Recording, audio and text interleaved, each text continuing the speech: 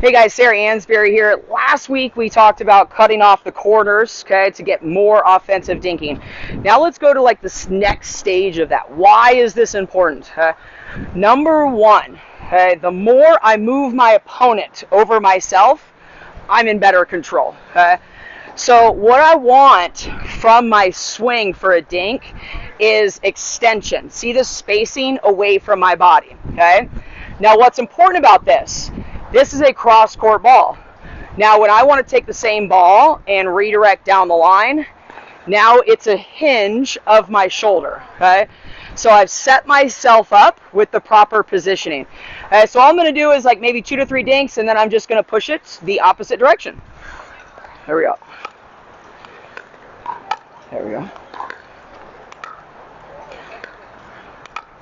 Okay, now there, I just did it off the bounce. See how I didn't have to make a bigger swing. I'm just finishing my paddle in the opposite direction. All right, let's look at it again.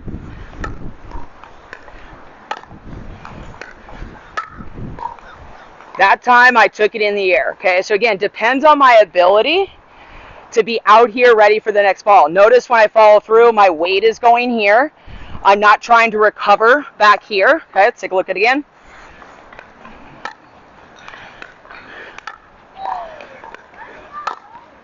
Okay.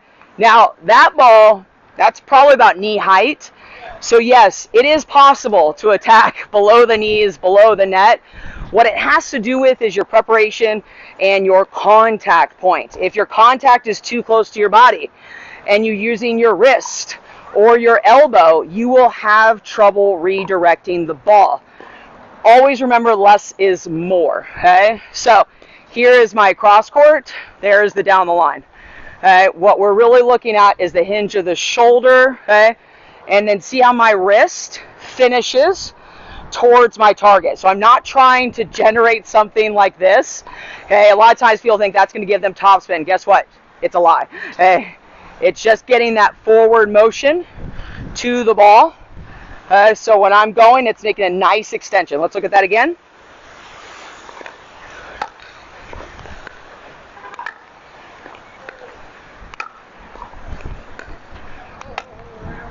All right, now even there, you're kind of seeing me, I'm still anchoring this foot, but I'm just making a minor shift to this leg. So I'm opening up my paddle face.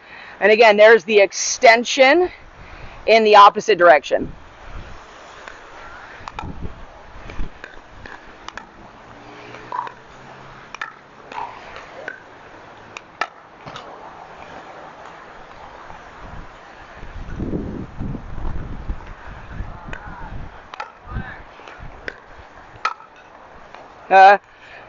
So it looks super easy because it's easier than people make it, but we make it much harder.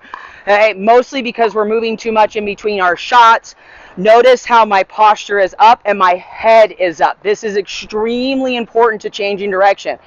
If I drop my head, that ball's probably going to the net or it's going up high. So I may be looking at the cross-court person, but you better believe I'm looking at the person in front of me as well. So my chin is allowing me to see all 3 people on the court, which gets that direction change in the air or off the bounce.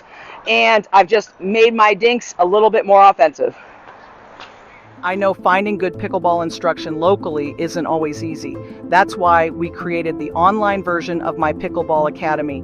As a member, you have access to a collection of courses, lessons, drills, workouts, tips, and more. It's like having access to me anytime you want.